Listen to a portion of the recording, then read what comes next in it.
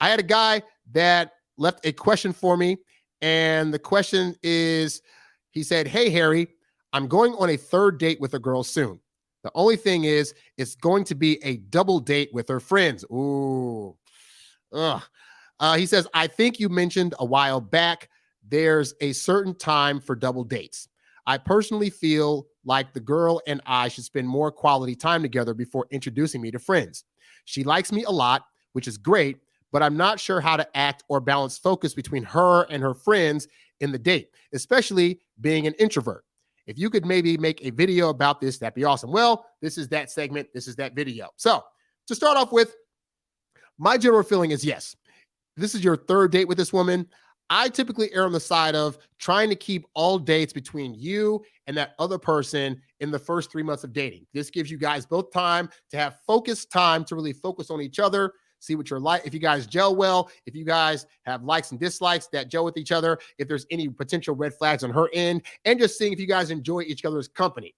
And that can be a very big distraction when there are other people around, because now you have to focus your energy on those other people, on top of the fact that those other people are judging you, and they can have a very big impact and influence on how this person feels about you. You see, if it's like 3 months have gone by, and if this within 3 months you're boyfriend and girlfriend, she's already solidified enough of a like for you to where her friends aren't going to be able to easily sway her into not liking you. Now, sidebar, obviously, if you're like a trash or toxic guy, then it doesn't matter when you meet her friends. They're going to be like, this dude's toxic and don't deal with him. But assuming that you're a sane guy that's trying to treat her well, then yeah, if your friends have any little annoyance or the nuances and they try to point out to her like, well, you know, he eats his food weird or he talks really fast or whatever, well, at that point, she's already in love with you. It's not going to matter. But in those first 3 months, it's very crucial that you're spending most of your time with her solo. All right. So here's the other thing, though, right, is that he's already agreed to this date. And I know why he did this. He did this because he's afraid to say no to a woman. And this is actually an example of a subconscious test that a woman may put out there early on in the dating process. You see, like, this is the part where you have to be able to stand up for yourself and establish your boundaries. So in this guy's case, he didn't want to do the double date. So he should have told her, hey, you know what? I do want to eventually meet your friends, but like, I really want to kind of get to know you a bit better before we start bringing in other people. And so if you don't mind, like, I'd love to meet them at some other time in the future, maybe like in a couple of months. But right now, I really just want to, have you and I be the ones going on dates. And you have every right to say that.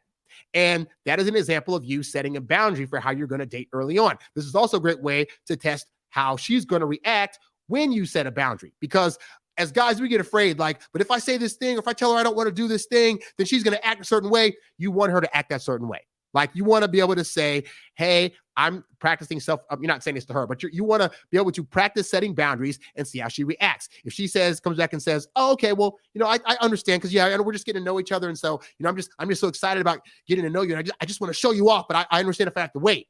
If you get that kind of response, fantastic. It's all gravy. If you get the response, oh, what? That's stupid. We used to be able to meet my friends now, and that's so, then you know that you have a woman that is like, she's been trying to hide it, but she's kind of controlling, and if she doesn't get her way, she's going to throw a temper tantrum, and she needs to be out. But you got to do things like that to be able to, A, set your boundaries, and B, test her resolve to see if she's going to be accepting of that. Because what you don't want to do is not do these kind of things early on in the relationship. And then later down the line, when you start trying to set boundaries, she's going to feel all weird about it, because up to this point, you've been a pushover and easily walkable over, and you've never stood up for her. You never stood up for yourself in your entire life up to this point, and now it seems kind of weird and awkward. So do these things early on so the woman can see what your boundaries are, and she'll be able to see that you're able to set those boundaries in a calm, cool, and collected manner. You're not doing it in a way where you're trying to be controlling of her, but you are saying there are certain things in the dating process that make you feel more comfortable than others, and this is not one of those things. And yeah, once you bring friends and family and stuff in, that's when it gets a lot heavier. And that also means at the point that friends and family are coming around, that also means that things have gotten super serious. And so this is another thing where sometimes women, in their overexcitement about you, will start trying to put in place things that in hindsight is going to make things feel too fast, too soon. Because I've had this happen where, like, you go and you meet the friends, and then the next time you see each other, she's talking about this feels like it's going too fast and we need to slow it down.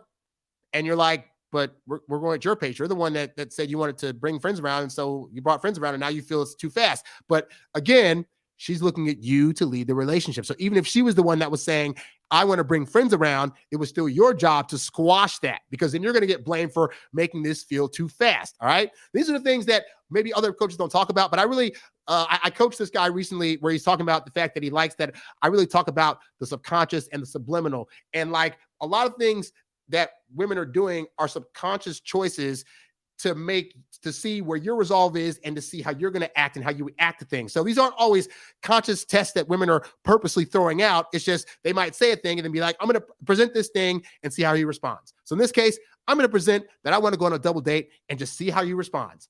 And that's the test. And then your test for that part is you being able to say to her what your boundaries are, and you being able to say no in a way that's calm, cool, and collected, but still being able to say no. Women want to hear no from the men that they're dating. If you don't get into the practice of saying that, then it's going to be very easy for her to start to lose interest. All right. And we're not saying you say no to every single thing, but you can say no to things that realistically aren't things you're comfortable with in the dating process. You's a bad boy, but you can't stop, won't stop. You a high earning, high value, high class man. You a high earning, high value, high class man. You a high earning, high value, high class man. You a high class man. You a high class man. You a high earning, high value, high class man. You a high